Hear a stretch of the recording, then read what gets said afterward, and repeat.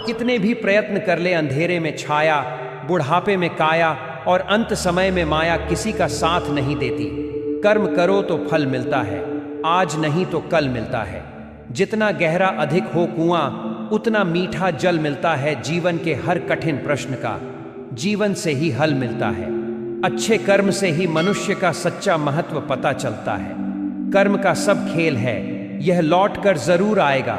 जो आज तुझे रुला रहा है, कल कोई और उसे रुलाएगा। क्योंकि कर्म करने में हमारी मनमानी चल सकती है, लेकिन फल भोगने में नहीं।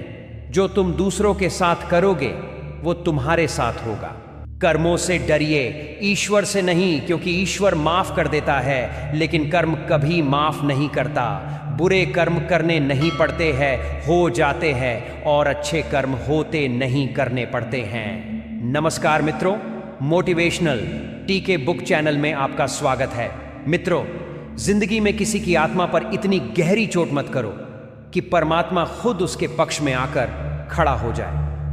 दूसरों को रुलाकर हासिल की हुई चीज रोकर खोनी पड़ेगी। कुदरत जब किसी के साथ किए गए धोखे की सजा देती है, तो याद रखना, बोलने लायक तो दूर, इंसान को रोने के काबिल भी नहीं छोड़ती। अपने कर्मों पर विश्वास रखिए, आपके अच्छे कर्म आपको वह सब दिला देंगे जो आपकी किस्मत में लिखा होगा। आपके साथ कितना भी छल हुआ हो, परंतु परमात्मा का आशीर्वाद आपसे कोई भी नहीं छीन सकता। तुम अपने आप को भगवान को समर्पित करो, यही सबसे उत्तम सहारा है। जो इसके सहारे को जानता है, वह भय, चिंता और शोक से सर्वदा मुक्त है। जो हो रहा है उसे होने दो। तुम्हारे ईश्वर ने तुम्हारी सोच से भी बेहतर तुम्हारे लिए सोच रखा है। दुख आपका सर्वश्रेष्ठ मित्र है, क्योंकि वह आपसे ईश्वर की खोज करवाता है। भरोसा भगवान पर रखो, लोगों पर नहीं, क्योंकि धोखा लोग देते हैं, भगवान नहीं। वृक्ष के नीचे पानी डालने से सबसे ऊंचे पत्ते पर भी पानी पहुंच जाता है। उसी प्रकार प्रेम पूर्वक किए गए कर्म परमात्मा तक पहुंच जाते हैं। सेवा सभी की करिए, मगर आशा किसी से भी न रखिए, क्योंकि सेवा का सही मूल्य भगवान ही दे सकते हैं, इंसान नहीं। तुम्हारा क्या गया जो तुम रोते हो? तुम क्या लाए थे जो तुमने खो दिया? तुमने क्या पैदा किया था जो नाश हो गया? न तुम कुछ लेकर आए, जो लिया यहीं से लिया, जो दिया यहीं पर दिया, जो लिया इसी भगवान से लिया, जो दिया इसी को दिया। सब दरवाजे बंद हो जाए तो भी एक दरवाजा कभी बंद नहीं होता, और वह है ईश्वर का दरवाजा। उम्मीद ईश्वर से रखिए, दुनिया से नहीं। क्योंकि एक बार जब मैंने ईश्वर से कहा, अपराधी हूं मैं, ईश्वर ने कहा क्षमा कर दूंगा। मैंने कहा परेशान हूं मैं, ईश्वर ने कहा संभाल लूंगा मैं।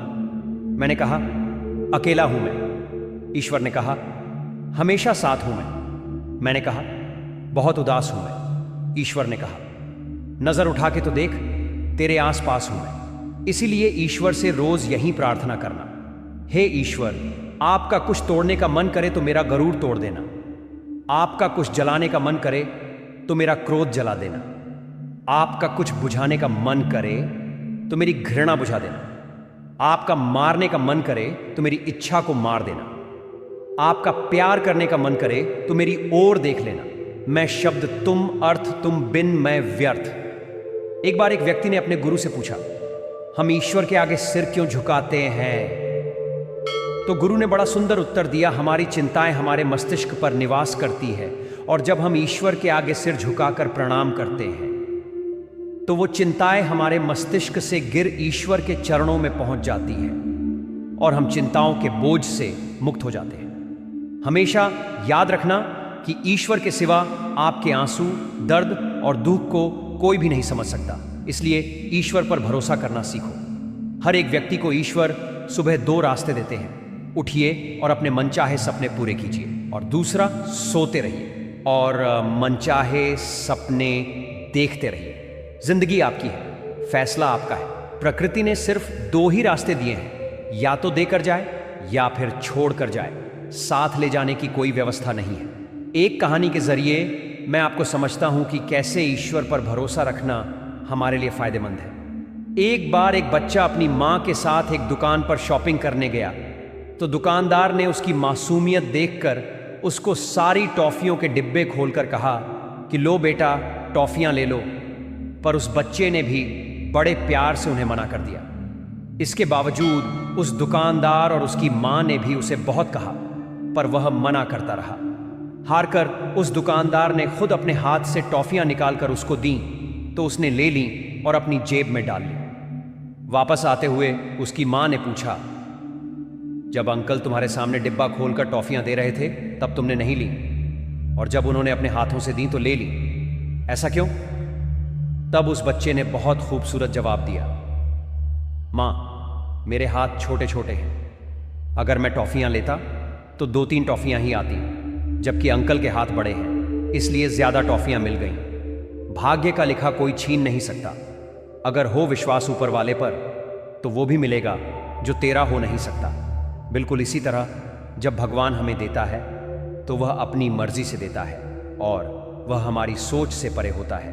हमें हमेशा ईश्वर की मर्जी में खुश रहना चाहिए, क्योंकि वह किसी दिन हमें पूरा समुद्र देना चाहता हो और हम हाथ में चम्मच लेकर खड़े हों। इसलिए अपने बुद्धि से ज्यादा ईश्वर पर भरोसा करें।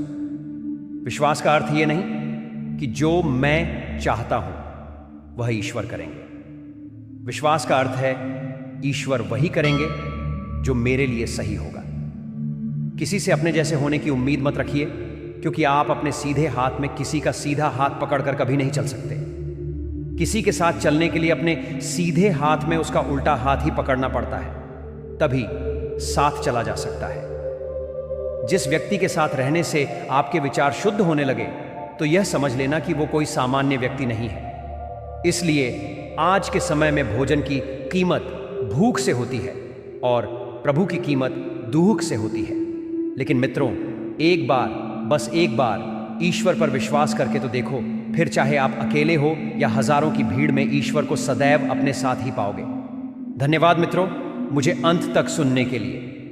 आपको मेरी वीडियो पसंद आती है तो मोटिवेशनल टीके बुक चैनल को लाइक, शेयर और सब्सक्राइब जरूर करें। मिलते हैं नेक्स्ट वीडियो में और एक नए विचार के साथ। तब तक अपना ख्याल रखें।